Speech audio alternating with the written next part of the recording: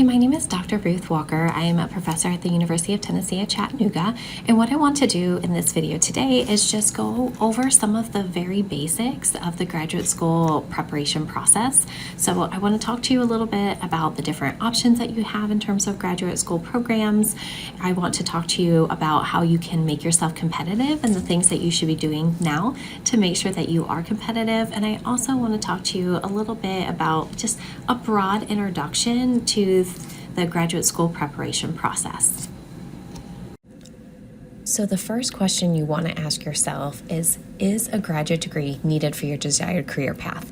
So the decision to pursue graduate school should align with your career goals.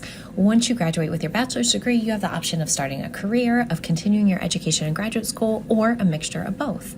There are a variety of jobs you can get with a bachelor's degree in psychology. If a graduate degree isn't needed for your desired career path, then dedicating the time, effort, money, it wouldn't make sense for you. If, however, a graduate degree is required for the career that you're interested in, then you'll want to apply.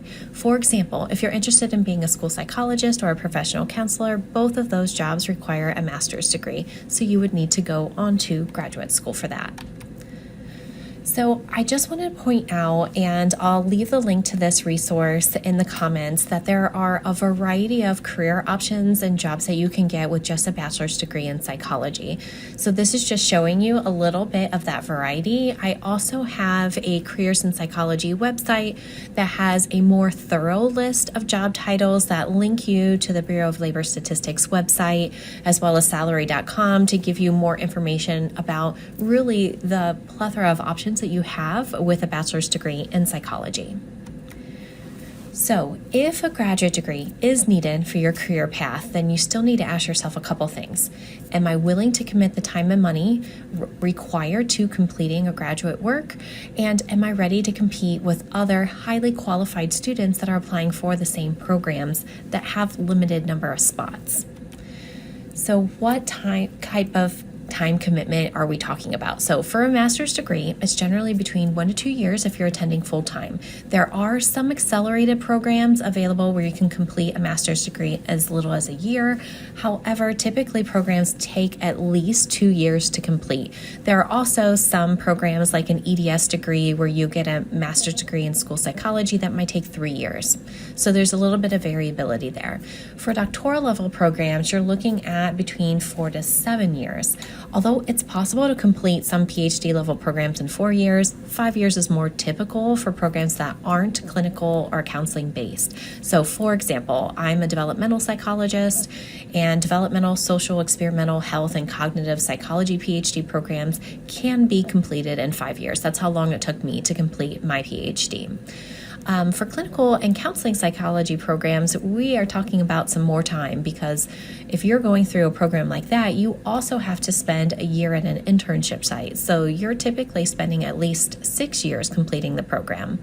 So as you can tell, there's a lot of variety in terms of the time that it takes to complete a graduate degree. It varies by degree. It also varies by program. It also varies by person. So if you decide to start a family or something in graduate school, it might take you a little bit longer. Or if you're working your way through graduate school and you can only attend part-time, it will also take you longer, and that's okay. So that's just something that you want to include in your research when you're looking into these programs. So another thing to consider is that graduate school is expensive. So one benefit of a PhD program is that, at least in psychology, they're oftentimes funded through graduate assistantships. For example, I had a teaching assistantship when I was in grad school, and that paid for my tuition as well as a small living stipend. So some programs offer graduate assistantships in research and teaching and advising, and sometimes in other roles across campus. Unfortunately, assistantships are not as common in master's level programs, in PsyD programs, and in other types of graduate level degrees. So that means that those costs are going to come out of your pocket. So not only are there costs associated with the tuition when attending graduate school, but there are also costs associated with applying to graduate school. So it's definitely something that you need to plan and budget for. So each school generally charges an application fee to apply, and those fees can range between $0 to $125, sometimes even a little bit more. The average cost is somewhere around $55 to $60 per application. There are also costs associated associated with taking admissions tests such as the GRE or the LSAT or the GMAT, and sending your test scores and transcripts to schools. So that's also not to mention any money that you might spend on taking a preparatory class for those tests or buying GRE prep materials. So those costs can add up very quickly. So if you're having difficulty with the costs associated with applying to graduate schools, you can try reaching out to the graduate school associated with the individual universities you're applying to. Some of them will waive or lower application fees for students who qualify. Just make sure that you're reaching out well in advance, because sometimes it can take some time for those things to process and to go through. The final question you have to answer before deciding to apply to graduate school is, are you ready for a competition? So with increasing expectations for education of job applicants, it's not surprising that this Georgetown analysis found that 45.3% of undergraduate psych majors go on to earn a graduate degree. The good news is that if you're going on to earn a graduate degree, you tend to earn on average 33% more compared to students who only have a bachelor's degree in psych. So with so many students in psych seeking graduate degrees, how likely is it that they'll be accepted? And the answer is that it depends. So this is just to show you some data, and keep in mind that these are only psychology-based career paths. So what you don't see up here is you don't see programs in school counseling and school psychology and clinical mental health counseling, in clinical social work, and business, some of those other really common career paths that our students go out into. So these are just psych-based ones. So if you're looking at the clinical psych, and I believe this is from the 2016 APA report on graduate study in psychology, and the white bars are master's level programs and the teal bars are doctoral level programs. So just looking at clinical psych, you can see master's level programs acceptance rates are around 48%. Acceptance rates for doctoral level programs in that particular year was 12%. That ranges. Sometimes it's as low as 7% and sometimes it's as high as 12%. It's never high though. And so just keep in mind that there's a lot of variability from year to year depending on the number of open slots as well as the number of students that are applying to those programs. When you're looking across here and you're looking at doctoral level programs, ones that tend to have the highest acceptance rates are school psychology programs, educational psychology programs, experimental psychology programs. They have less applicants, so there's less competition. Also, I'm in the field of aging, and geropsychology, clinical geropsychology programs don't get enough applicants. So we also have higher rates in the field of aging. So if you are not averse to working with older adults and want that kind of training, then that would be an excellent type of program to apply to. You'd have less competition there. So if you should go to graduate school and you're willing to commit to the competition, the time, the money, all of those things, then what are they looking for? Well, they're looking for 4 key things. They're looking for evidence of ability. So that might be a GPA, it could be a GRE, an LSAT, GMAT, depending on the type of program you're applying to. They're looking for evidence of motivation to succeed. So this might be research experience, it might be volunteer experience, leadership experience, practicums, internships, those types of things. And also for PhD programs, you'll want things such as publications and conference presentations, particularly for those clinical counseling programs. They're also looking to see how well do you fit with their program. They do this through your interview and through your personal statement and essay answers. And they're also looking for, finally, good letters of recommendation. So let's talk about each of these in just a little bit more detail. So test scores. So graduate programs have minimum GPA requirements for applicants, and these requirements vary by program and degree level. So many master's level programs have a minimum GPA requirement of between 3.0 to 3.2, and doctoral level programs have a minimum GPA requirement oftentimes of 3.5. However, according to APA, the American Psychological Association, the median GPA for master's level applicants is approximately 3.5, and the median GPA for doctoral programs is 3.65. And again, it's going to vary by program and year.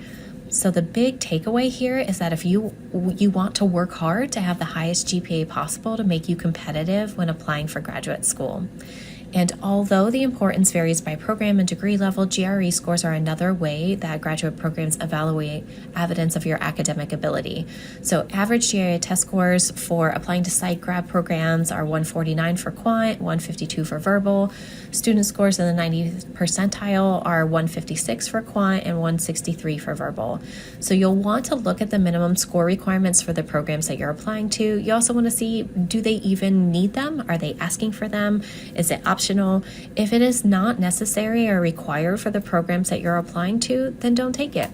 It'll save you some time, effort, money. However, if maybe your GPA is really low and GRE test scores are optional, that might be a way of showing that you have the academic ability to be successful, even if your GPA might be a little bit lower. So if you're looking for help preparing for this test, a lot of universities offer GRE, GMAT, LSAT preparatory classes and courses at lower cost. There's also preparatory books. The ETS website and many other websites have free materials and free practice tests that you can get from their websites. So in addition to what they're looking for, I just want to highlight a couple of tweets that have come out, and it's just showing you the level of competitiveness of some of these programs. And I want to preface this by saying that these are really things that we're seeing in doctoral level programs. So don't get too overly anxious for those of you who are shooting for master's level programs, because this is absolutely not the expectation for master's degree programs. But for clinical and counseling psychology programs, the bar has definitely been raised. And so you can see this in this tweet. So we're very happy to announce the addition of our newest lab member and student in our clinical psych trauma PhD program. Reagan joins us with an impressive 14 publications and 7 more under review in the area of addiction science. And it goes on to say how amazing she is. And she is. So Reagan has tons of amazing publications. And I just want to point out that this is very hard to do when you're going straight from your undergraduate bachelor's degree program into a clinical psych program. So oftentimes, in order to be this competitive, we have students who might be getting a master's degree first and or going to work in a research lab as a paid research assistant or a research lab coordinator for a couple years to be able to acquire all of these publications, presentations, and things like that to make them competitive for these programs. This is another one that I had saw post. My jaws keep dropping as I go through 70 PhD applicant files. People with 2 co-authored papers and an interesting solo writing sample don't even make it into the top 10 in my pile. The level of knowledge, research experience, and passion these kids bring to the table is remarkable. So again, and this tweet was criticized and critiqued, I should say, because of the expectations, the unrealistic expectations. So who can compete with this? People generally who have funding, resources, a lot of support. This is very hard for first-gen students, for people who are working full-time to be competitive here. Also harder for students who are attending like public universities to do this. So what I definitely recommend is the earlier you get this information, the better, because if you want to shoot for a PhD program, get involved in a research lab right away. And also you can take the stepping stone of getting a master's degree first or going to work for a couple years in a research lab to be able to acquire these type of skills if they are necessary for the program that you're applying to. And again, it's going to vary by program, so you'll want to reach out and ask and get more information about the qualifications and things that individual programs are looking for. So other things, this evidence of motivation to succeed. So this is looking at your involvement in extracurricular activities such as the volunteer work, student organizations, research experience. You can boost your application by getting involved in volunteering for organizations, not only that benefit your community, but help demonstrate your commitment to psychology and mental health. Student organizations are another way to build service and leadership experiences. So colleges and universities generally have a ton of different student organizations you can choose from if you want to get involved on campus and gain leadership experience. So organizations such as Psychi, the National Honor Society in Psychology, can provide you with an excellent resume building experiences, can offer students opportunities for research grants and awards and scholarships. For those of you who are interested in PhD programs, working with faculty members on research is an important way to gain needed research experience, to present at research at conferences and potentially become a published author. So what I recommend in terms of doing those things is to get involved early to get those experiences. It's not just a semester's worth of work. We're talking about a year or more worth of work, and a lot of universities will offer course credit for that, where you can be gaining that research experiences while still completing necessary requirements towards your graduation. So if you look up on your faculty websites, a lot of times faculty members' research interests are listed there. You can reach out to members that you're interested in working with to see if they're accepting research assistance for the upcoming semester or for year. And for those of you interested in master's level program, a practicum experience may be much more beneficial for you. So talk to your advisor about practicum options in your program and what that will look like.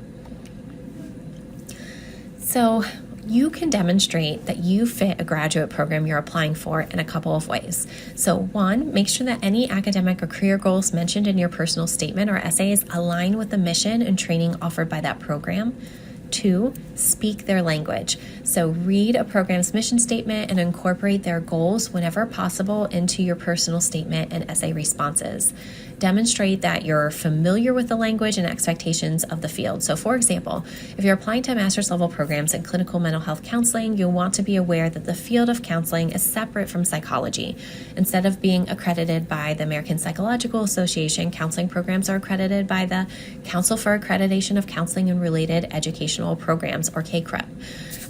So if those programs are using words like multicultural competence, then you're using words like multicultural competence. If they're talking about how passionate they are for social justice, guess what? So are you. You're very passionate about social justice. If you want to show them that you understand their mission, that you fit well with their program, that you are exactly what they're looking for, then you want to absolutely say the things that are going to reflect that in your essay answers and in your personal statement.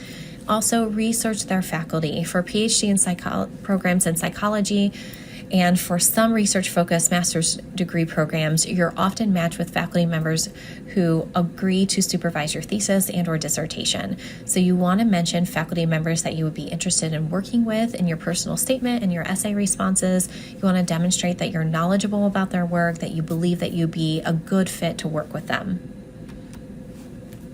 So other things, good letters of recommendation. So obtaining good letters of recommendation means getting to know your professors. To do that, you need to regularly attend and participate in classes.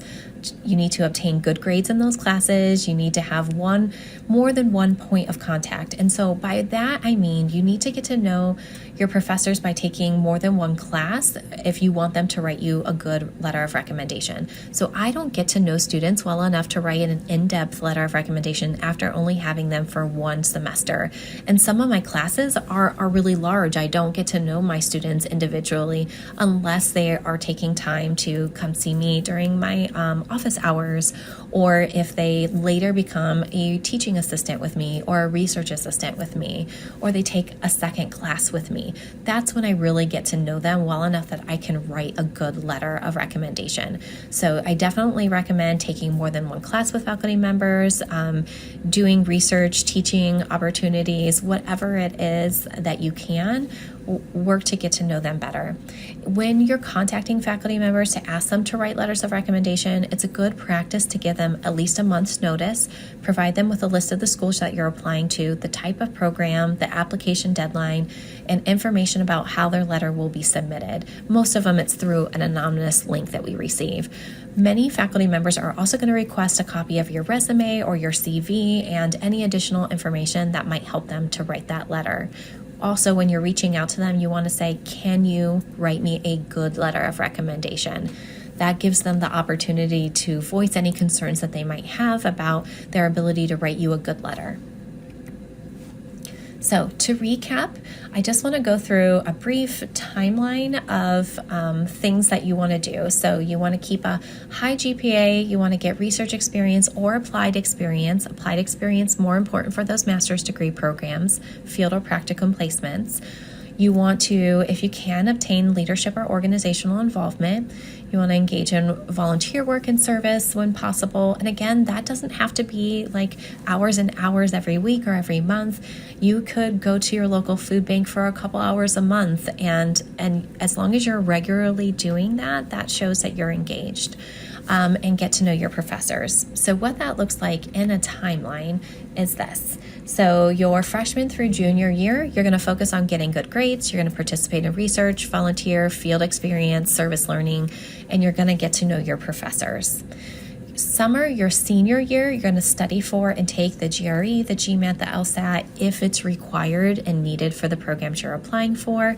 And you're also going to research graduate programs and potential people that you can work with. Fall, your senior year, this is where you're going to ask faculty members if they can write you strong letters of recommendation. You're going to write and get feedback on application essays, personal statements, resumes, CVs. You're going to finalize and submit application materials with any required information. This is also early fall is when you might want to, particularly for PhD level programs, reach out to potential faculty members you're interested in applying to work with to see if they're accepting students. Many times that information is available on their website, so do your research before you send that email. But if it's not available on the website, you can send them a quick email and ask them if they will be taking someone the following year.